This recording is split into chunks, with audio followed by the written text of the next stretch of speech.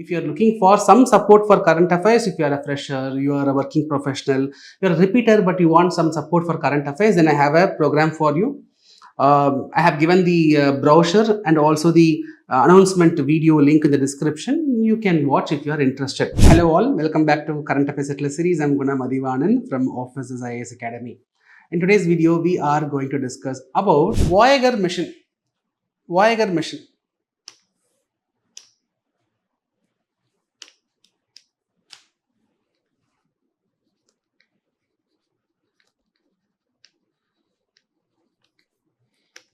NASA in 1977, it was sending a twin spacecraft. That means two identical spacecraft to space. One is called as Voyager 1, another one is called as Voyager 2. So Voyager 2 was launched in August 1977. Voyager 1 was launched in September 1977. So in 1977, there was a rare alignment of Jupiter, Saturn, Neptune, Uranus. There was a rare alignment which happens in 175 years, once in 175 years. These satellites, they come in one rare alignment once in 175 years. To take advantage of that, in 1977, Voyager 1, Voyager 2, two identical spacecraft, both were similar. What spacecraft was sent to the space. Here Voyager 2 was launched first, Voyager 1 was launched next. Okay. So this Voyager 1 and Voyager 2, their aim was to study the Jupiter, Saturn, Neptune as well as Uranus. This Voyager 2 aim was to study Neptune, Uranus.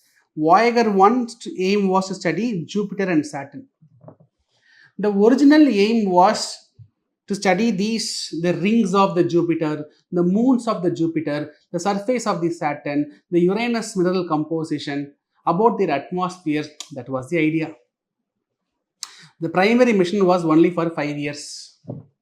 Later it was extended in 1989. The Voyager mission was changed into Voyager Interstellar mission. Originally was only for, it was a 5-year mission, right? But later it was extended to become into a Voyager Interstellar mission. See, these Voyager missions, they studied the Jupiter. They said Jupiter has more number of moons. It is having 8 active volcanoes. It was saying that Uranus is having hydrogen and helium. Neptune, in the southern atmosphere of Neptune, there is a huge storm.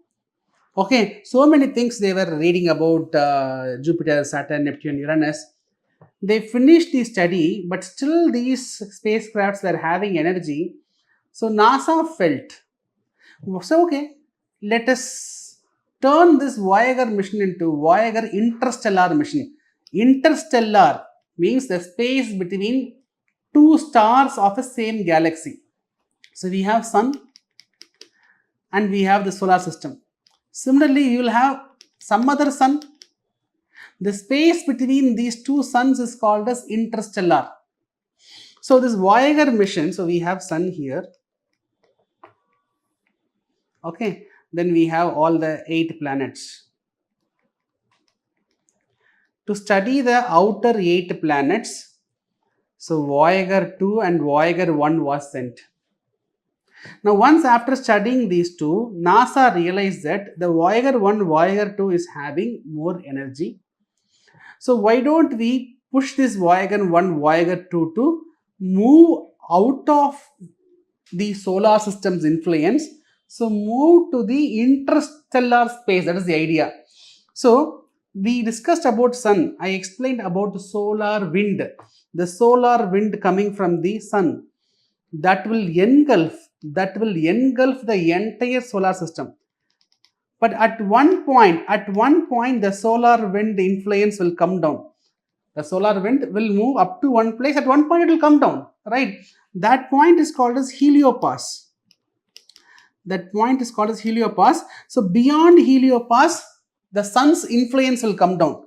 So idea is to push this Voyager 1 and 2 beyond the heliopause, and this space is called as interstellar space. Interstellar. Push the Voyager 1, Voyager 2 outside this space. That was the idea. In 1989, the Voyager mission was turned into Voyager Interstellar Mission. Right? In 2012, Voyager 1, it entered the interstellar space. In 2018, the Voyager 2, it entered the interstellar space. That means the Voyager 1 and Voyager 2, now they crossed the heliopause. Now they are in the interstellar space. So this Voyager 1, Voyager 2, it is at what distance? It is at what distance? The Voyager 1 from the Earth, the Voyager 1 is roughly 22 billion kilometers away. Voyager 2 is roughly 18 billion kilometers away. Right? Sir, how this Voyager 1, Voyager 2, it is able to travel such a far distance? How it is able to go such a far distance? Because the Voyager 1, Voyager 2 has a nuclear power plant. It has a nuclear reactor. It has a nuclear power plant within Voyager 1, Voyager 2. Right? So with the nuclear power which Voyager 1, Voyager 2 generates, if there is no disturbance, this Voyager 1, Voyager 2 can even keep traveling for at least 5 billion years. It can keep traveling easily at least 5 billion years. Right? 500 crore years it can keep traveling. That too much power it can generate. I am telling theoretically, if Voyager 1, Voyager 2 mission, if there is no disturbance, no hindrance, if it is going to travel, it will travel for 5 billion years. It can outlive the life of Earth only. Since Voyager mission has such potential, you know what NASA did? NASA was placing a 12-inch gold-plated disc CD. This Voyager mission has a CD, 12-inch CD, gold-plated CD. In that CD, we have added many sounds, many images of the Earth. Why, sir?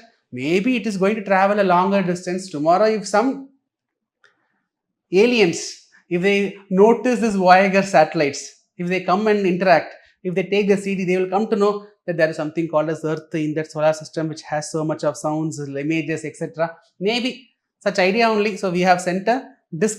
Let's see who is going to watch that movie. We have to wait and watch. Now, yes, these are some interesting facts about Voyager mission, why it was in news. So this Voyager 2, we lost communication. NASA lost communication with the Voyager 2. That's why it was in news. But however, NASA is trying to get the signal, retrieve the signal back from Voyager 2. So let's see what is going to happen. Anyhow, you got idea about Voyager missions. We can go through whatever I have given here, I have discussed. So these spacecrafts are moving at a speed of 60,000 kilometers per hour. Per hour it is moving at a distance of 60,000, speed of 60,000 kilometers per hour.